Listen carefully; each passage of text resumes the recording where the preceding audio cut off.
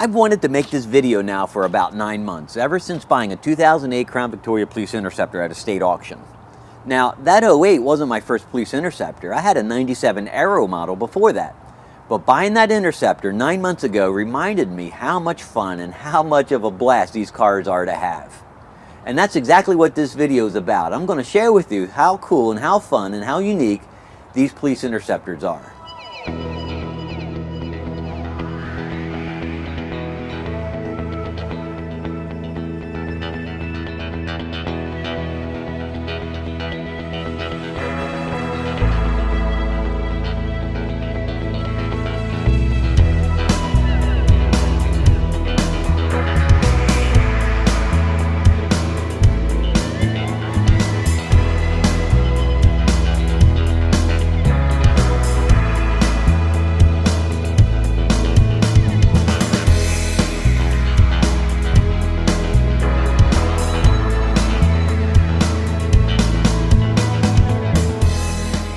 So what is it about these cars that make them so great? Why are they so revered by so many folks and that they have such a loyal following? Well, let's get right into it. I'll show you.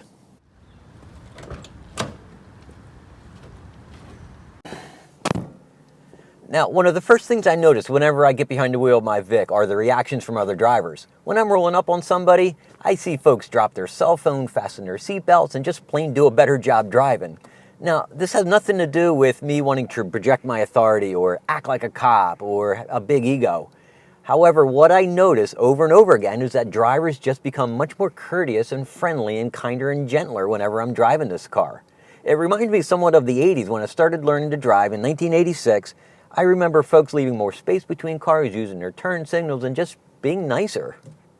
Now, price is another big reason why these cars are so popular. Back in 2017, I bought 4 of these Police Interceptors at a state auction. 2 '08s, an '07, and an '06. And I bought those cars first because I think cop cars are pretty cool, but also I bought them because the condition versus the price was so great.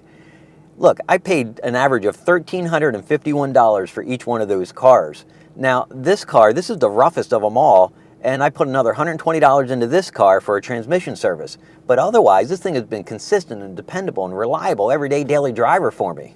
But the real key here is depreciation. The MSRP on this car was $25,700. That means this car depreciated a whopping 94%. So to put that in perspective, it's like buying a Corvette of the same year with the same 107,000 miles as this car for $2,800. Or if you want something more upscale, a Bentley Continental GT for $10,600. Next, there's just a simplicity that's built into these cars. Because these are fleet vehicles, all the electronic doodads that you'd find in any modern car today just isn't in these cars. They're meant to be as simple, as durable, and reliable as possible. As an example, there's no climate control. Instead, you get the tried and true, hardy, and low-cost rotary dials. You get a basic stereo. There's nothing soft touch at all in the interior that could tear or not easily be cleaned. You instead get a plastic dashboard, plastic door panels. There's no navigation, seat warmers, or infotainment. Basically, anything that's delicate or needs extra care to keep clean is left off of this car. And that's a trait that makes these cars such great family haulers. There's no carpeting on the floor. Instead, you get this heavy-duty rubber floor mat that catches all the goldfish massacres and contains those Slurpee spills. And frankly, it just wipes easily. The seat material is super heavy-duty, thick, durable fabric that will outlast the car, and it cleans easily also. But basically, the whole interior of this car is made so the whole thing can wipe down easy with no nooks and crannies to cause extra effort to maintain. This next one is one of my favorites, and yeah, it's a little subjective, but I love how these doors sound when they're closed. When it has a solid, thick, and strong sound like these Vics, it instills confidence in how the car was designed and built. It just makes you feel better. Ford applies the Police Interceptor badging to its Tauruses, Explorers, and even the Ford F-150 lineup has a police version. But that Police Interceptor designation is much more than just a badge slapped onto the car. You see, the Police Interceptor version is designed and engineered to be more rugged and durable and longer lasting than its civilian counterpart. Here, let me show you some of the difference that make the police version of the Crown Victoria different than the civilian version. The engines have a higher flow airbox and a more aggressive computer engine mapping for 250 horsepower. There's heavy-duty rubber floor coverings for easy cleanup. The transmission has a smaller torque converter at 11 1/4 inches and a more aggressive mapping. There is additional body reinforcement plates in the frame and the lateral bow reinforcements.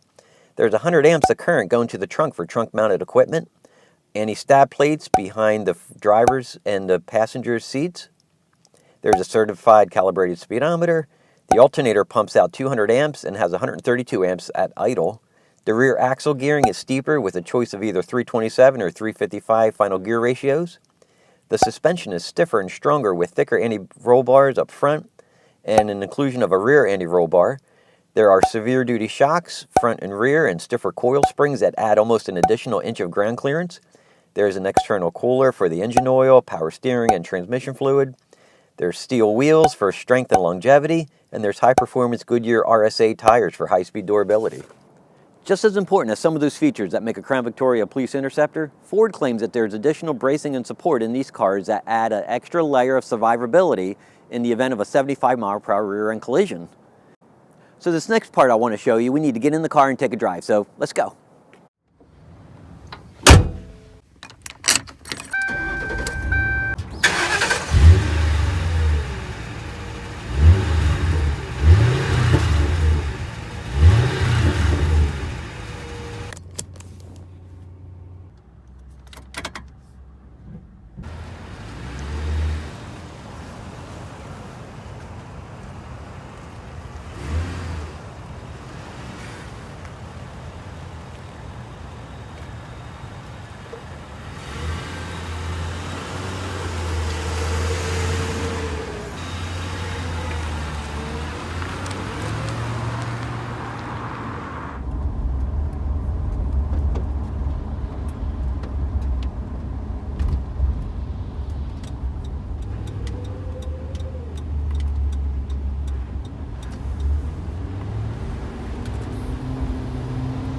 The steering is nicely weighted and has a fairly quick ratio that makes for easy and fast maneuvering.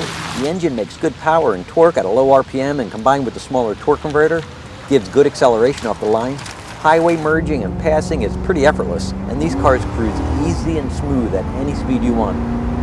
And because I paid so little for this car, I feel none of the guilt that I normally would feel with any of the other cars whenever I do this.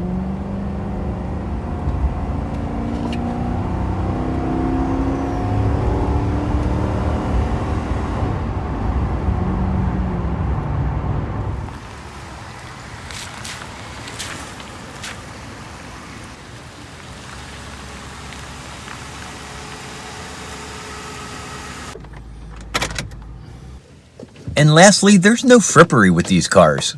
Huh? Yeah, frippery. See, there's no showiness, there's no pretentiousness, there's no extra ornamentation. It's all business, all deliberate. It's very, very purposeful. Now, I think if you ask other Crown Vic owners, I think they'd say the same thing about these cars. They're not meant for everybody. These cars are a hidden gem amongst car folks and one of the best kept secrets on the used car market. So there you go, that's my video. I hope you enjoyed it. Be sure to give me a thumbs up. If you have any comments, if I left anything out, be sure to hit me up down below. And as always, thanks so much for watching.